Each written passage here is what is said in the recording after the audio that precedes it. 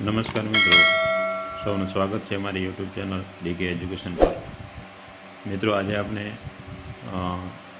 જે શિક્ષણ સહાયક એટલે કે કાયમી શિક્ષકની ભરતી જે 24,700ની જગ્યાઓ માટેની જે ભરતી જાહેર કરવામાં આવશે, એટલે કે ઓગસ્ટ મહિનાથી ડિસેમ્બર મહિના સુધી જેના અરજી ફોર્મ ભરવાનું જે જાહેરાત કરવામાં આવી છે, તેના માટે હવે જે ઉમેદવારો ટેટ 1, ટેટ 2, ટાટ 1 અને ટાટ 2 પરીક્ષા અને એચમેટ પરીક્ષા પાસ કરીને બેઠા છે, તેમના માટે હવે શિક્ષણ સહાય માટે કયા ડોક્યુમેન્ટની જરૂર પડશે તેના વિશેની સંપૂર્ણ માહિતી જોઈશું।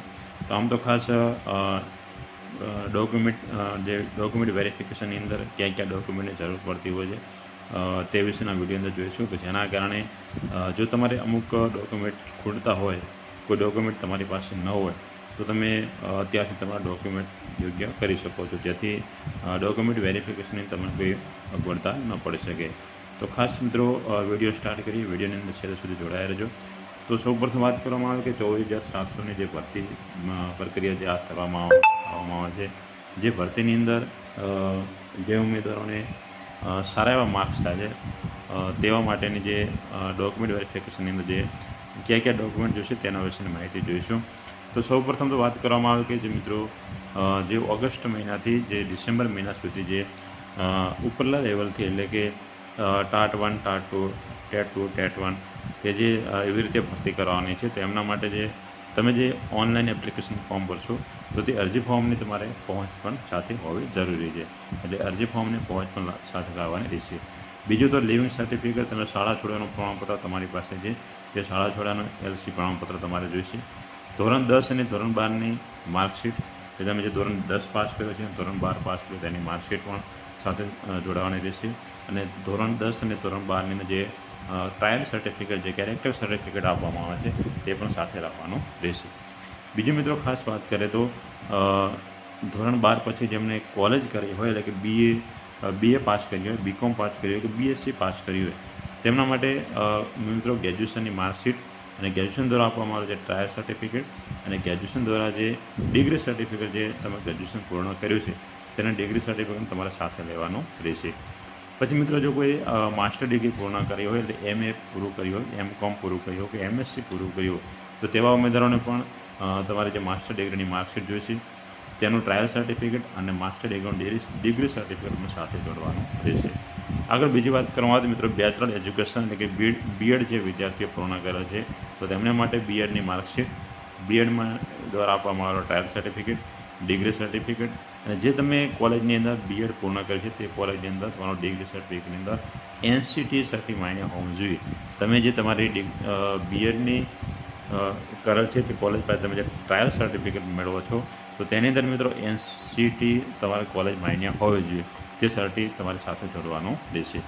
બીજું મિત્રો, MAd જો તમારે પૂર્ણ કરાવો તો MAdની વાત કરવામાં આવે તો મિત્રો MAdની માર્કશીટ, ટ્રાયલ સર્ટિફિકેટ, MAdનું ડિગ્રી સર્ટિફિકેટ, અને તમે MAd પૂર્ણ કર્યું છે તે કોલેજ તમારે NCT માન્ય છે કે નહીં તેનું સર્ટિફિકેટ તમારે સાથે લાવવાનું રહેશે, તે પણ સાથે જોડવાનું રહેશે। બીજું ખાસ અગત્યની વાત કરવામાં આવે તો મિત્રો, તમે જે ટાટ સેકન્ડરી કે ટાટ હાયર સેકન્ડરી જે પરીક્ષા પાસ કરી છે, તો તેમની માર્કશીટ તમારે પણ સાથે જોડવાની રહેશે। તો મિત્રો, ખાસ આમ જોઈએ તો આ વખતે ટાટ સેકન્ડરી અને ટાટ હાયર સેકન્ડરીમાં જે ઉમેદવારોએ ગુણ પ્રાપ્ત કર્યા છે, તે ગુણના આધારે મેરિટ બનાવી અને તેની ભરતી કરવામાં આવશે, તેઓ જાહેરાતની અંદર કહેવામાં આવે છે। તો ટાટ સેકન્ડરી અને ટાટ હાયર સેકન્ડરી માર્કશીટ પણ સાથે જોડવાનું રહેશે। જો મિત્રો, તમે અભ્યાસ દરમિયાન વચ્ચે કોઈ વર્ષનો ગેપ પડતો હોય, તમે વચ્ચે અભ્યાસક્રમ છોડી દીધો હોય અને વચ્ચે કોઈ અભ્યાસ દરમિયાન તમારે વર્ષનો ગેપ પડતો હોય, તમારે તેના માટે સોગંદનામું કરવાનું રહેશે, એટલે કે એફિડેવિટ સાથે જોડવાનું રહેશે। બીજું મિત્રો, પાસપોર્ટ સાઇઝના 2 ફોટા પણ તમારે સાથે લઈ જવાના રહેશે। જો મિત્રો, જનરલ કેટેગરી અને EWS વગરના જે ઉમેદવારો છે, OBC, SCBC, જે SC, ST હોય, તેમના માટે જાતિનો દાખલો પણ સાથે જોડવાનો રહેશે, અને નોન ક્રિમિનલ સર્ટિફિકેટ પણ સાથે તમારે જોડવાનું રહેશે।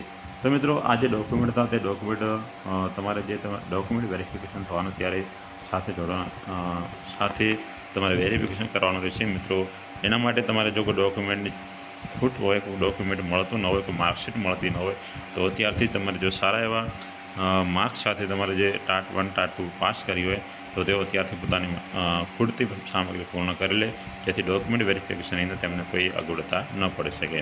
તો આમ મિત્રો આજે આપણે ડોક્યુમેન્ટ વેરિફિકેશનના જરૂરી ડોક્યુમેન્ટ વિશેની વાત કરી.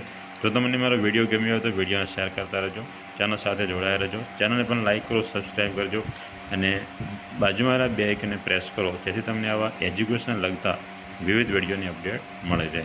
તો મિત્રો ફરી મળીશું એક નવા વિડીયો સાથે. ત્યાં સુધી સૌને જય માતાજી.